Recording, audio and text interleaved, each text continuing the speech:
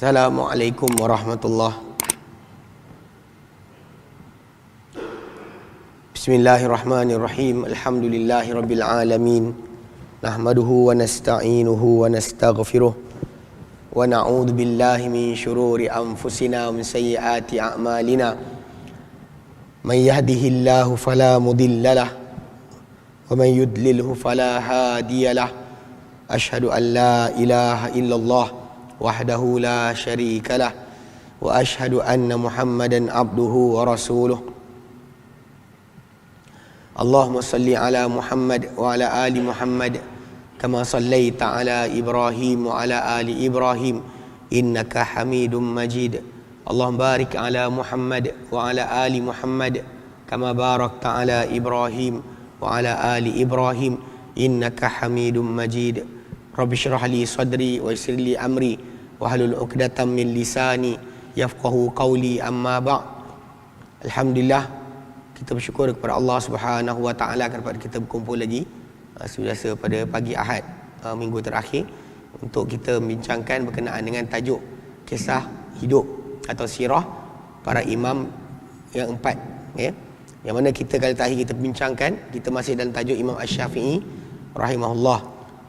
Dan dalam tajuk kita bincang itu, kita masuk kepada kata-kata yang dinukilkan daripada Imam Asy-Syafi'i, dan kata-kata tersebut dinukilkan oleh anak-anak murid beliau daripada beliau sendiri. Dan dalam kata-kata ini kita jelaskanlah yang terakhir kita bincang hari itu berkenaan dengan kata-kata beliau, talabul ilmi afdalu min salatil nafilati, menuntut ilmu lebih afdal daripada solat sunat. Ini kadang-kadang yang salah fahamkan oleh orang untuk tidak buat amal ibadat sunat. Tetapi sebenarnya Imam Syafi'i rahimahullah berkata sedemikian kerana melihat kepada orang yang jahil tapi tak nak belajar. Dia nak ibadat tapi tanpa mengetahui akan hukum hakam. Berarti Imam Syafi'i rahimahullah dia melihat pada kadang ada orang dia tak nak belajar tapi dia nak beramal. Dan realiti itu yang menyebabkan kadang amal dia rosak ataupun amal dia tak betul, tapi dia tak pernah rasa pun bersalah dalam perkara berkenaan. Sedangkan kita tahu bahawa macam Imam Bukhari rahimahullah letakkan dalam kitab beliau, kitab sahih beliau, satu bab berkenaan dengan bab ilmu sebelum kata-kata dan amal. Bab ilmu sebelum kata-kata dan amal. Ini satu adab yang patut kita tekankan. Kerana Allah Ta'ala firmankan dalam Quran surah Isra, wala takfu ma laysa laka bihi ilm, yang kamu ikuti apa yang kamu tak ada ilmu mengenainya. Innas sam'a, pendengaran itu, wal basara, penglihatan itu, wal fuada, dan hati itu, kullu ulaika kana anu mas'ula, semua itu mengenainya akan ditanya. Mereka kita akan dipersoalkan berkenaan dengan apa yang kita buat, yang Allah Ta'ala beri pada kita alat-alat belajar tapi kita tidak mahu menggunakannya. Okey, baik. So sambung lagi hari ini insya-Allah kepada kata-kata Imam Syafi'i rahimahullah. Qala al-Muzani, berkata Imam al-Muzani, anak murid Imam Syafi'i rahimahullah, sami'tu Syafi'iyya yaqulu, aku dengar Asy-Syafi'i berkata, man ta'allama al-Qur'ana 'azumat qimatuhu, barang siapa belajar Al-Quran menjadi besar nilaiannya, menilainya menjadi besar di sisi manusia, di sisi Allah Subhanahu wa taala. Kerana memangnya dalam masyarakat kita pun kalau kita perhatikan, orang yang menghafal Quran ni mempunyai kedudukan yang tinggi, dimuliakan, diutamakan dalam kehidupan. Dan demikian juga di sisi Allah Subhanahu wa taala, kerana ahli Quran ni adalah orang-orang yang membawa panji bagi risalah agama. Dan tanpa Al-Quran kita tak tahu apa-apa, tak diturunkan wahyu, kita kenal Allah Subhanahu wa taala. Okey, baik, itu pertama. Wa man takallama fil fiqhi nama qadruhu, barang siapa berkata-kata dalam fiqh, dalam ilmu fiqh, akan berkembanglah nilai diri dia. Okey, akan berkembanglah nilai dirinya. Maksudnya kerana bila dia membincangkan tajuk fiqh tadi, dia akan menjadi rujukan pada orang ramai dalam masalah halal dan haram. Maka nilai kata-katanya tadi akan makin berkembang dan sebagainya. Maka mungkin satu masa nanti lepas dia dah mati, kata-kata dia tadi akan dijadikan sebagai rujukan manusia dalam penentuan ataupun pengetahuan tentang agama. Wa man kataba al-haditha qawiyat hujjatuhu, barang siapa menulis hadis maka kuatlah hujahnya. Kerana ini adalah benar sememangnya orang yang menulis dalam hadis dia berpegang dengan dalil dan nas. Dan bahkan kita tahu Allah SWT sebutkan dalam Quran Karim dalam surah Allah Ta'ala sebutkan dalam surah Hud, Allah Ta'ala sebutkan dalam surah Hud ayat yang ke-44, bukan,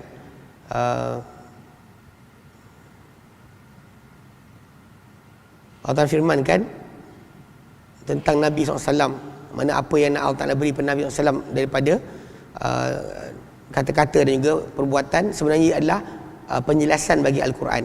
Penjelasan bagi Al-Quran. Allah Ta'ala nyatakan dalam Al-Quran dalam surah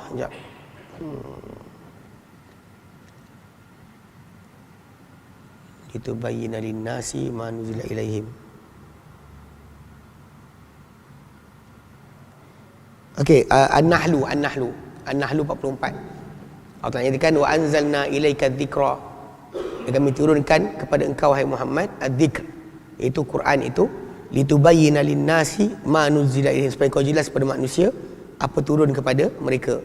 Jadi bila macam Imam Syafi'i kata, barang siapa menulis dalam hadis, kuatlah hujah dia. Sebab kerana sentiasa apa yang dia cuba terangkan dan jelaskan bersandarkan kepada penjelasan itu Al-Quran Karim. Hujah dia menjadi kuat. Jika tidak, orang tu tak ada dalil atau hadis Nabi SAW, maka kata-kata dia akan jadi pendapat dia. Tapi kalau dia berkata Nabi yang kata, ia adalah hujah yang kuat. Wa man nazara fil lughati, barang siapa yang melihat ke dalam bahasa, mana belajar ilmu bahasa Arab, raqqa tab'uhu, akan menjadi lembut tabiatnya. Sebab dalam ilmu bahasa Arab, terutama syair ataupun apa yang dinukilkan selain daripada kita panggil belajar Quran hadis, ilmu syair. Syair kadang-kadang datang dengan pengajaran dan juga perbandingan dalam hidup, yang kalau orang tu baca dalam syair tadi, tabiat dia atau perangai dia, tingkah laku dia mungkin menjadi lembut dengan sebab nasihat yang datang dalam syair. Wa man nazara fil hisabi jazula ra'yuhu, barang siapa yang melihat ke dalam ilmu kira-kira, ilmu matematik, perkiraan, jazula ra'yuhu, akan menjadi melimpah ruahlah akan pendapatnya. Sebab orang yang mempunyai pandangan dalam perkiraan, sepatutnya orang yang bila belajar matematik ni, dia tiap kali dia buat apa dia akan kira, nak buat apa dia akan hitung dulu. So jadi dia punya pendapat dia akan menjadi bercambah sebab dia sentiasa berfikir.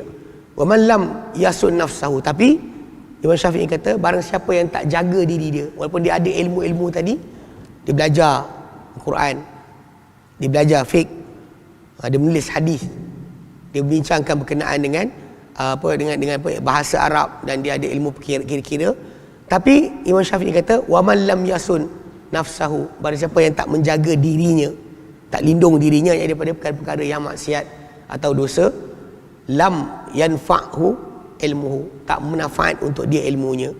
So ilmu yang paling bermanfaat untuk manusia ni, macam Imam Syafi'i katakan, adalah ilmu yang bawa kepada ketakwaan. Sebab Allah sebut dalam Quran, innama yakhshallaha min ibadihi al-ulama, hanyalah yang takut Allah di kalangan hamba-Nya orang-orang yang berilmu. Sepatutnya ilmu yang ada tadi membawa kepada ketakwaan, makin takut pada Allah. Dan Nabi SAW dia tak pernah mengaku dia seorang yang paling mengetahui, tapi Nabi pernah mengaku kepada para sahabat dia paling takwa kepada Allah. Maka para ulama nyatakan, bila Nabi kata wallahi inni akhsyakum wa atqakum ilallah, bila Nabi nak tegur ada para sahabat yang nak puasa tak nak buka-buka, yang nak solat tak nak tidur, yang tak nak kahwin dengan perempuan, maka Nabi ingatkan tentang dirinya. Nabi kata, demi Allah, aku ni orang paling takut Allah, paling takwa kepada Allah. Tapi aku solat, aku tidur, aku puasa, aku berbuka, dan aku berkahwin dengan wanita. Dan Nabi kata barang siapa tak suka sunnah aku, bukan golonganku. So jadi daripada kata-kata berkenaan kita faham bahawa Nabi ketika dia kata aku paling bertakwa tu, oleh kerana Al-Quran kata hanya takutkan Allah di kalangan hamba-Nya, para ulama, Nabi sebenarnya paling alim. Tapi Nabi tak pernah mengaku aku paling alim. Tapi Nabi pernah mengaku aku paling takut Allah. Inilah akhsyakum wa atqakum ilallah. Aku orang paling takut, paling takwa di kalangan kamu kepada Allah. Jadi kalau ilmu tu tak membawa kepada ketakwaan, maka dia tak berguna. Imam Syafi'i kata tak berguna orang tu ada ilmu tapi tidak menjaga dirinya daripada dosa dan maksiat. Baik. Berkata Ar-Rabi', salah seorang anak murid Imam Syafi'i yang meriwayatkan hatta apa? Dia Rabi' dua orang. Satu Rabi' yang mendapatkan Rabi' bin Sulaiman, satu lagi yang lain. Okey, sami'tu Syafi'iyya, kata Ar-Rabi', aku dengar Imam Asy-Syafi'i yaqulu, berkata, al-mira'u fid dini yuqassil qalba, perdebatan dalam agama akan mengeraskan hati, wa yurithul dhaghaina, dan akan mendatangkan kebencian atau permusuhan. Perdebatan dalam agama, dia sebenarnya pasal sudut asal pada tajuk agama ni dia adalah milik Allah Subhanahu Wa Taala, maka tak ada siapa berhak untuk bercakap pada agama kecuali dengan dalil. Tapi kadang-kadang manusia ni nak menangkan diri, pendapat yang dia ada, mungkin kadang-kadang dia akan melanggar peraturan tersebut dan dia berkata-kata tentang benda yang dia tak ketahui. Lalu hati dia menjadi keras kerana nak menang, nakkan kepada menang. Imam Syafi'i rahimahullah dia kata berdebat dalam agama ni akan mendatangkan keras hati dan juga membawakan permusuhan. Berkata Ar-Rabi' juga, sami'tu Syafi'i yaqul, aku dengar Syafi'i berkata, waditu anna an-nasa ta'allamu hadzal ilma, aku suka, aku mahu bahawa orang ramai mempelajari ilmu ini, yakni kutubahu, maksudnya kitab-kitab dia. Aku nak kalau boleh orang belajar ilmu ini, mana apa dalam buku-buku beliau, ala an la yunsaba ilayya minhu syai', tapi dengan tidak dinisbahkan kepadaku sedikit sesuatu pun. Kita kalau mengarang, menulis, menterjemah, mengajar, kita suka kalau boleh benda tu jadi kat nama kita.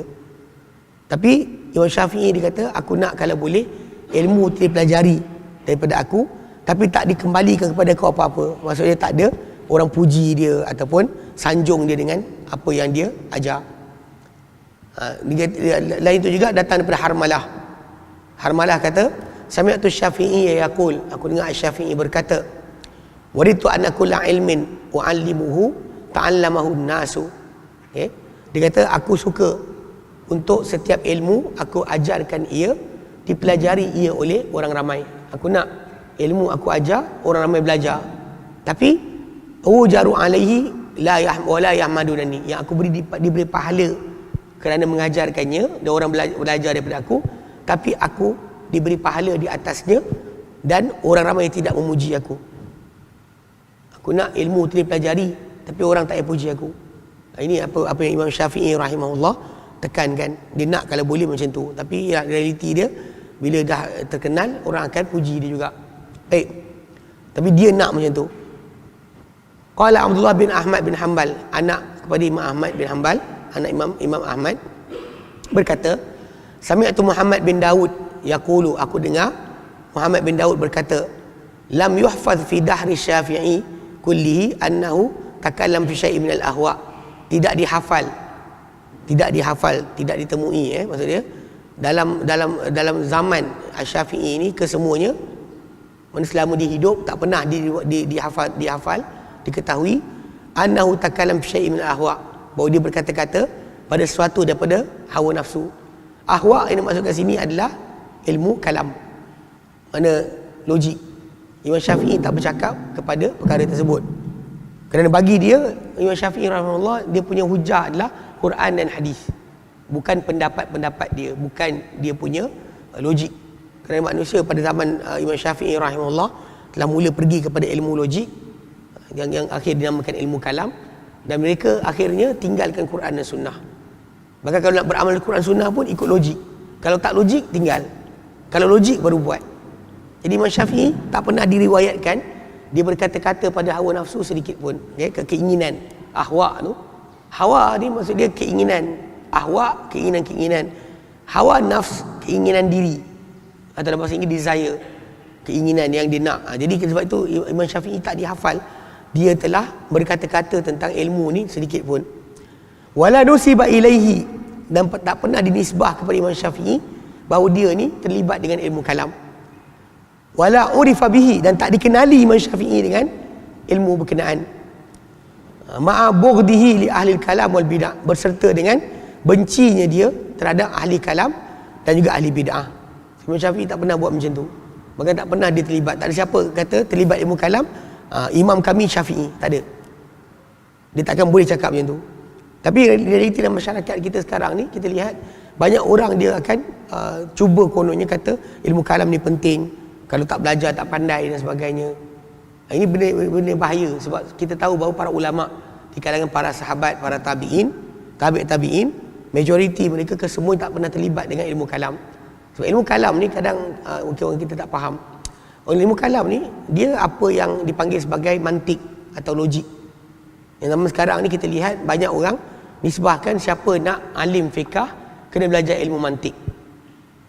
Mantik ni sebenarnya datang daripada ilmu daripada Greek lama yang disusun oleh Aristotle. Mana Aristotle ahli falsafah Greek lama yang dia mati, dia hidup dalam 400 tahun sebelum Isa. 400 tahun sebelum Isa. Tapi dia buat satu guideline, dia ahli fikir. Bila pendapat atau cara pemikiran dia diketahui, ada orang ambil cara pemikiran Aristotle ni tadi, aplikasikan dalam faham dalil, faham Quran, faham sunnah, cara Aristotle. Dia gunakan logik tadi. Lepas tu tuan-tuan dengar ayat-ayat macam kata Allah ada tanpa bertempat. Ini semua-semua ni adalah daripada logik. Yang tak percaya qadar, yang kata qadar ni kalau ada tak adil, manusia dah tentukan, habis. Maka ada yang kata tak setuju azab kubur. Semua ni berasas kepada logik. Sebab dia kata kalau macam ni takkan macam ni, kalau macam ni takkan macam ni. Digunakan perbahasan tadi. Sedangkan pada sudut kita ahli sunnah, kita tak pernah mempersoalkan tentang apa Allah Ta'ala firmankan. Allah Ta'ala kata apa yang dikata itu kita faham maksud, tapi tak tahu cara. Allah Ta'ala tak ada bandingan untuk dibandingkan. Tapi apa dia cakap tentang dirinya, dia maha mendengar, dia melihat, dia mendengar melihat lah. Tapi bila masuk pada ahli kalam, dia akan buang. Mungkin sebahagian daripada golongan yang terlibat dengan kalam ni, macam Jahmiyah dan sebagainya, dia buang terus. Bagi dia kata tak boleh Allah berkata-kata. Sebab kita berkata-kata, Allah berkata-kata. So jadi serupa. So buang, Allah tak berkata-kata. Kita melihat, Allah melihat. Buang, Allah tak melihat, Allah tak mendengar. Semua sekali benda tu dibahaskan. Macam bila kata Allah tak berkata-kata, tanpa huruf, tanpa suara. Itu semua datang daripada ilmu kalam. Imam Syafi'i rahimahullah tak pernah dia dirujuk untuk berkata-kata sedemikian tentang agama. Tentang agama tak pernah Imam Syafi'i berkata macam tu. Kerana sumber agama ni adalah Quran dan juga sunnah Nabi SAW. So apa-apa yang ada dalil, maka boleh kita kata. Apa yang tak ada dalil, tak boleh kita cakap mengenainya. Ini yang adab yang kadang dia hilang daripada masyarakat. Semua berkata-kata tentang agama atau tentang Allah Ta'ala sendiri dengan sesuka hati. Okey, baik. Kemudian qala Syafi'i, berkata Imam Syafi'i, hukmi fi ahli kalam, hukumku pada ahli kalam, ayyudrabu bil jarid, bahawa mereka disebat dengan pelepah tamar, wa yuhmalu 'alal ibli, dan dipikulkan di atas unta, wa yutafu bihim fil asyairi, dan dibawa mereka ni dibawa, diarak mereka ni ke tengah-tengah perhimpunan-perhimpunan manusia, yunada alaihim, sambil diseru pada orang ramai, hadza jazaa'u man tarakal kitaba sunnata wa aqbala 'alal kalam, ini adalah balasan orang meninggalkan kitab dan sunnah dan datang kepada ilmu kalam. Ini Imam Syafi'i punya kata-kata. Walaupun kita faham, kalau kita lihat mutaakhirin, ulama-ulama yang terlibat dengan fiqh Syafi'i, banyak di kalangan mereka ni ahli kalam. Banyak di kalangan mereka ni orang yang berfahaman dengan ilmu kalam. Sebab tu kadang-kadang bila tuan-tuan dengar, ni saya sebut terus terang, bila tuan-tuan dengar dalam fiqh perkara-perkara pelik yang kadang-kadang tak patut jadi, tak patut difahami macam tu. Macam kes bulu kucing, kalau ada kena dekat badan, nanti nescaya nanti kita solat tak sah. Contoh tajuk air mustakmal, air yang daripada badan kita jatuh dalam bekas, lalu diambil jadi mustakmal. Ataupun masalah darah, kalau dia kata kita masak gulai daging, darah tu tadi bila daging tu merah, maksudnya ada darah. So gulai tu kalau kena baju tak boleh bawa solat. Kerana apa? Kerana daging tu, darah tu adalah najis. Semua fahaman macam ni tuan-tuan dengar dalam masyarakat. Idea-idea pelik yang keluar ni semua datang daripada ilmu kalam. Dengan ulama fiqh yang terlibat ilmu kalam, dia keluarkan fatwa tadi. Kalau kita balik pada dalil, pada hadis, tajuk tu tak pernah timbul. Contoh macam bulu kucing. Bulu kucing. Hadis Nabi datang. Nabi sebut ma quti'a minal bahimati wa hiya hayyah fa hiya maitah. Apa-apa dipotong daripada binatang ketika ia hidup maka ia bangkai. Maksudnya kalau lembu tu kita potong kaki dia, kita ambil bahagian kaki dia adalah bangkai, tak boleh makan. Dia kena sembelih binatang tu baru boleh makan apa yang daripada badan dia. Kalau tak sembelih maka potong saja tak boleh makan. Itu yang kita faham daripada hadis Nabi SAW. Tapi ada orang dia kaitkan tajuk putus tadi, bila bulu kucing tu putus dari badan dia, maka dia jadi bangkai. Problem dia bila ikut hadis, dia ikut dalil, asar. Kita dapati sebenarnya dulu Abu Hurairah macam Abu Hurairah digelar bapak kucing. Kalau kita tanya kisah kenapa Nabi panggil Abu Hurairah dengan Abu Hurairah. Hurair anak kucing, Hirrun kucing besar, Hurair kucing kecil. Abu Hurairah anhu dulu dia masukkan kucing dalam dengan baju dia, bawa jalan-jalan, main dalam ni. Lepas tu kalau tuan-tuan fikir balik, ini bukan ini berasal pada nas tadi, teks tadi. Kalau dia masukkan kucing dalam lengan baju dia, soalan, kucing tu punya bulu ada tak tertanggal? Mestilah kucing kan, mana kita punya bulu tak tertanggal? Kalau kucing, Nabi pernah tak suruh dia bersihkan? Ada tak teks, hadis atau asar Nabi kata, wahai Abu Hurairah, bersihkanlah akan bulu itu, nanti tak sah solat? Tak ada. Tak ada satu hadis pun datang. Bahkan kucing ni mana jilatan dia, air liur dia tidak memudaratkan, merosakkan air yang dalam rumah. Hatta Aisyah radhiyallahu anha menanyakan Nabi SAW berkenaan kucing yang datang masuk rumah, jilat dalam bekas-bekas air. Nabi kata tak ada masalah, ia suci. Ia suci. Mana kucing tu Nabi kata macam tu. Tapi orang kita keluarkan idea tadi, kalau kucing dalam rumah solat tak sah. Sebab apa? Bulu kucing ada. Ni sebab tu tadi. Sebab ilmu kalam. Kes macam masalah tadi, macam air mustakmal tadi kan. Dia kita faham hadis Nabi tak pernah ajar kita untuk air wuduk tambah tampung balik pakai lagi. Contoh air wuduk subuh campur zuhur punya, campur asar pakai isyak. Tak ada. Kita takkan tadah pasal Nabi SAW ambil wuduk dia biar jatuh ke tanah. Kalau ada hadis-hadis yang datang para sahabat menadah wuduk Nabi, dia bukannya untuk berwuduk semula tapi untuk ambil berkat, sapu pada muka mereka, badan mereka. Itu ada. Tapi untuk ambil wuduk Nabi, bekas wuduk Nabi tadi, pakai wuduk balik, tak ada.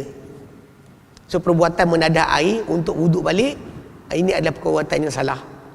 Tapi air terpercik dari muka kita, tangan kita dalam bekas, kita ambil wuduk, ia tak sepatut jadi masalah sedikit pun.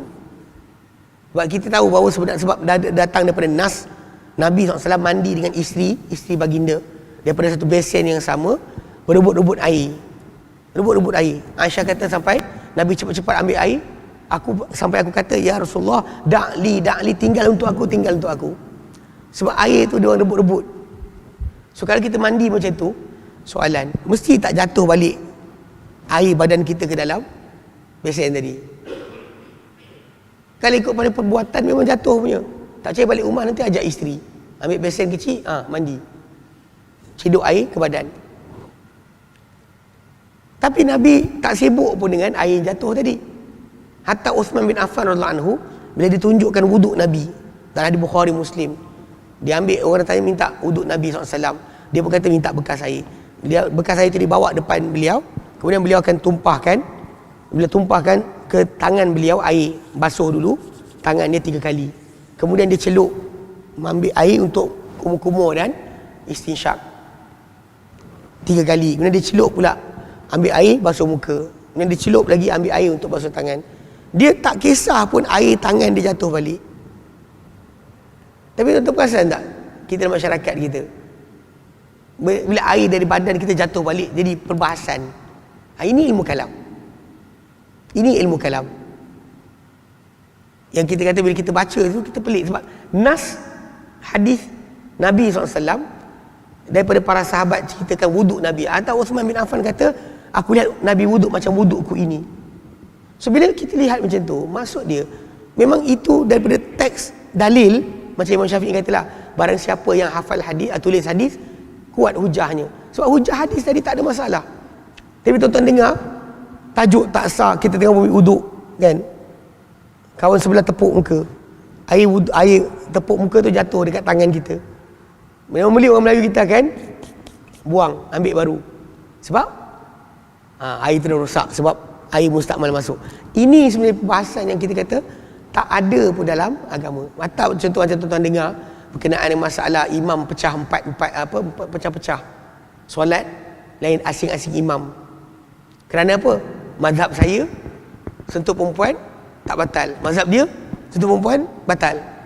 Saya tak boleh jadi imam. Kita lihat para sahabat Nabi SAW tak pernah pun ada masalah.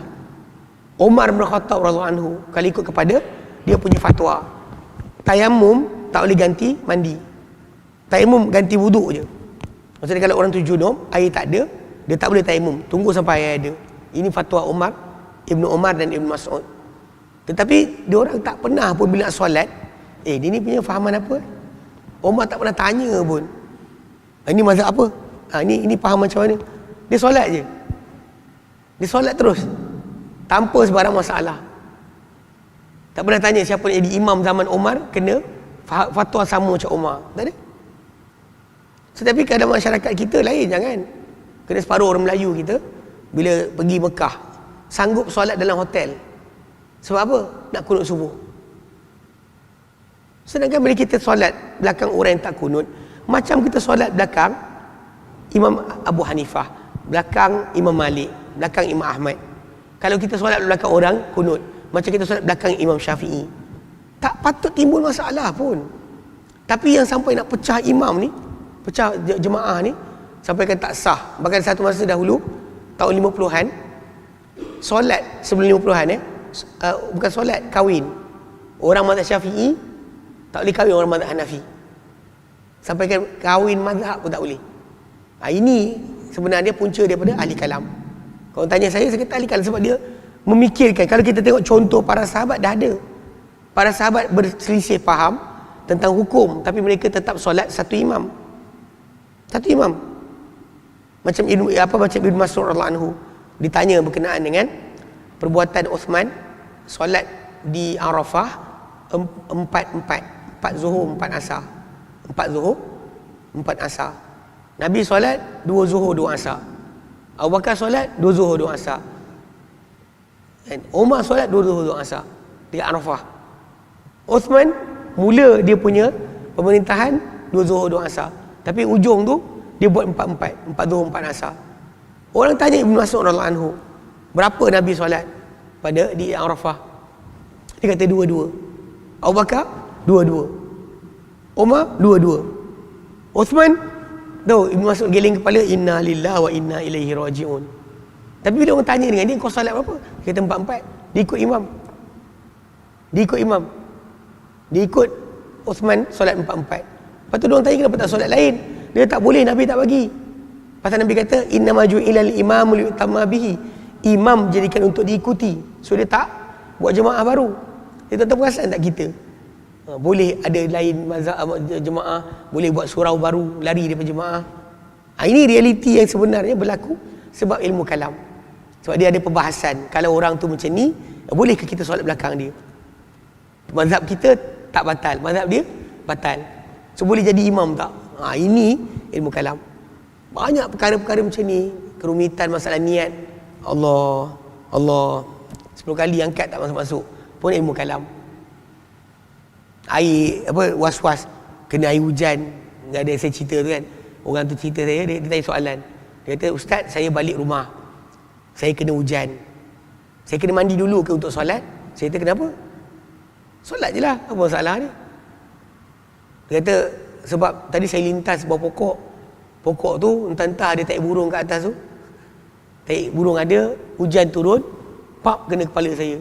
So saya kena mandi dulu ke tidak?" Dia kata itu. Saya kata, "Kak, pipe akan ambil air wuduk tu, entah tahu hujung sana dia tikus mati. Jadi akak solat je ni?" Boleh diam. Dia kadang-kadang was-was tadi timbul sebenarnya daripada ilmu kalam. Dia sentiasa memikirkan macam tu. Last sekali dia bukan dengar qala Allah qala Rasulullah sami'na wa ata'na, tapi dengar qala Allah qala Rasulullah, dia pergi bahas. Dia bahas. Kalau ada dua dalil bertentangan, kita faham. Mana hadis ni kata, contoh macam hadis datang, Nabi kata jangan kencing berdiri. Dan ada hadis datang, ini daripada Umar dan juga Aisyah. Aisyah kata, demi Allah aku tak pernah tengok Nabi kencing berdiri. Kemudian Umar sebut Nabi larang dia. Tapi Hudzaifah kata, aku temankan Nabi berjalan, kemudian Nabi berjalan dekat kawasan tempat sampah, Nabi kencing berdiri. So bila datang dalil macam ni bertembung, barulah kita timbul masalah, kita macam mana kena satukan hukum dia. Para ulama buat keputusan dengan hadis tadi. Bila Nabi larang satu perkara dan Nabi tak buat, benda itu kekal haram. Kekal haram. Macam makan tangan kiri. Nabi larang dan Nabi tak pernah buat.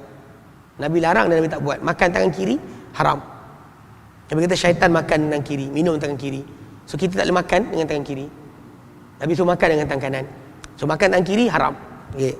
Full stop. Kemudian bila yang tadi Nabi larang dengan kata-kata, tapi Nabi buat dengan perbuatan.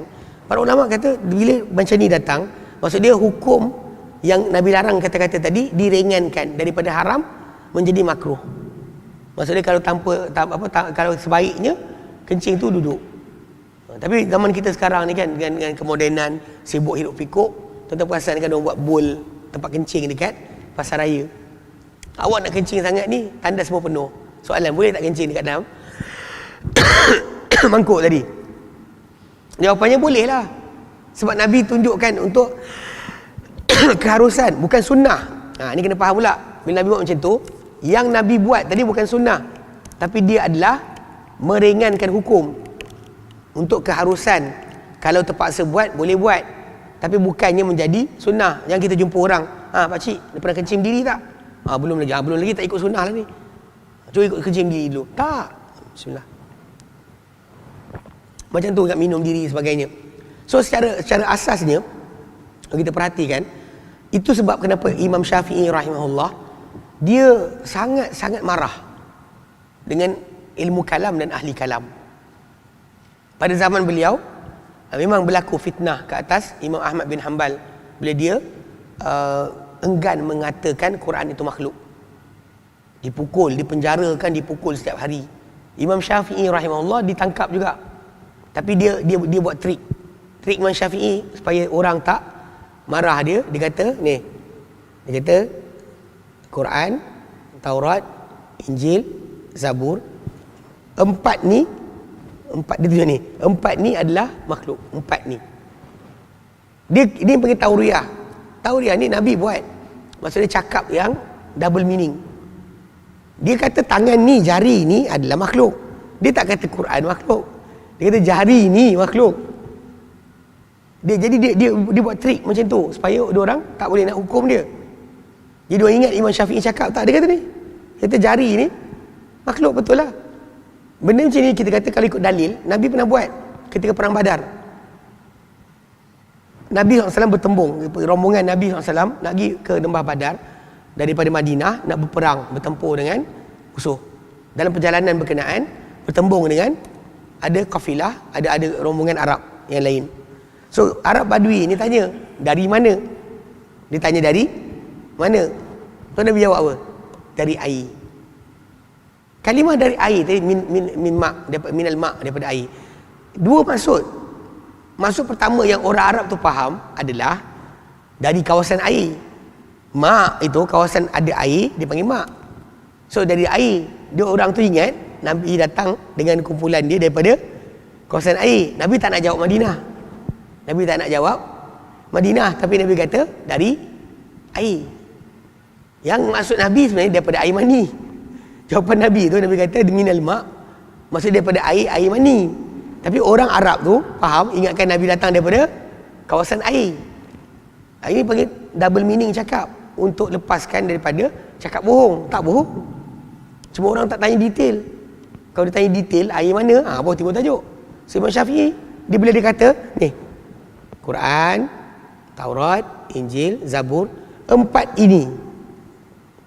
ini adalah Al-Quran, adalah makhluk. So dia tak pernah. Tapi ketika itu berlaku zaman Mu'tasim, zaman Ma'mun, Mu'tasim dengan Wathiq, 3 khalifah Bani Abbasiyah, berlaku paksaan kepada umat Islam supaya mengatakan Quran itu makhluk. Kerana kebetulan pada waktu itu dia punya penasihat agama dia kepada khalifah adalah orang-orang yang terlibat dengan ilmu kalam. Sebab tu Imam Syafi'i kita dengar tu kan, dia kata hukum pada ahli kalam macam ni nampak kasar, sebab dia punya kesan daripada ilmu kalam tadi merumitkan agama, membingungkan orang tentang beramal. Itu Imam Syafi'i kata ini hukum dia. Bawa kan sebat, kemudian bawa ke diarak ke satu bandar. Ini adalah hukum orang yang meninggalkan Quran dan Sunnah, pergi pada ilmu kalam. Okay, baik. Jadi kita akan sambung lagi insya-Allah nanti. Yang last sekali. Berkata Abdul Rahman Al-Asy'ari, teman Imam Syafi'i, teman dia, kawan Imam Syafi'i, dia kata apa? Berkata Imam Syafi'i, madhhabi fi ahli kalam taqni'u ru'usihim bisyad wa tashriduhum fil bilad. Mereka ni hukum aku, mazhabku, Imam Syafi'i kata tentang ahli kalam, dia akan disebat kepala mereka ni dengan cemeti, kemudian diusir mereka, buang daerah di seluruh negeri. Imam Syafi'i kata, dan kata pengarang buku kita ni, barangkali yang ini mutawatir. Kata-kata Imam Syafi'i tentang tak suka ahli kalam, ilmu kalam, mutawatir daripada Imam Syafi'i rahimahullah. Ya, baik, berhenti sini. Wallahu a'lam. Wa sallallahu ala Muhammadin wa sallam, alhamdulillahi rabbil alamin. Subhanakallahumma wa bihamdika asyhadu an la ilaha illa anta astaghfiruka wa atubu ilaik. Assalamualaikum warahmatullahi wabarakatuh.